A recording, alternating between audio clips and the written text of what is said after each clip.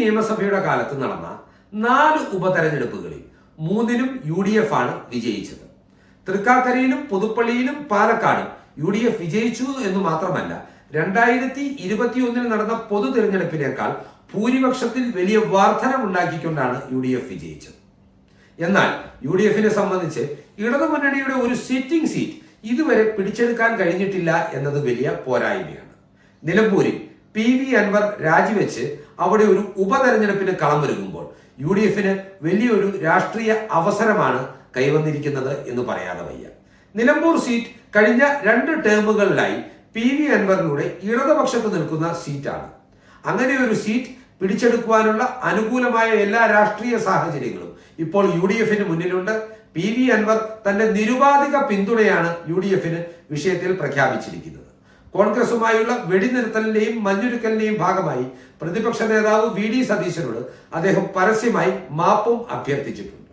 കഴിഞ്ഞ 9 വർഷത്തെ ഉപതെരഞ്ഞെടുപ്പുകളുടെ രാഷ്ട്രീയ ചരിത്രം പരിശോധിച്ച് നോക്കിയാൽ UDFനേക്കാൾ വലിയ നേട്ടം LDF ആണ് ഉണ്ടാക്കിയിട്ടുള്ളത് എന്ന് പറയേണ്ടി വരും. കാരണം UDFന്റെ കയ്യിലിരുന്ന കുത്തക സീറ്റുകളായിരുന്ന കോന്നിയും വട്ടിയൂർക്കാവും പാലായും ഉപതെരഞ്ഞെടുപ്പുകളിൽ LDF പിടിച്ചെടുത്തിരുന്നു.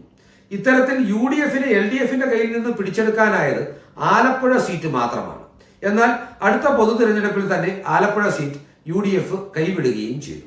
ഈ സാഹചര്യത്തിൽ നിലമ്പൂരിൽ ഒരു ഉപതെരഞ്ഞെടുപ്പ് ഉണ്ടായാൽ അവിടെ വലിയ ഭൂരിപക്ഷത്തിൽ വിജയിക്കുവാൻ സാധിച്ചാൽ UDF രാഷ്ട്രീയത്തിന് അത് പകർന്നു നൽകുന്ന ആത്മവിശ്വാസം വളരെ വലുതായിരിക്കും.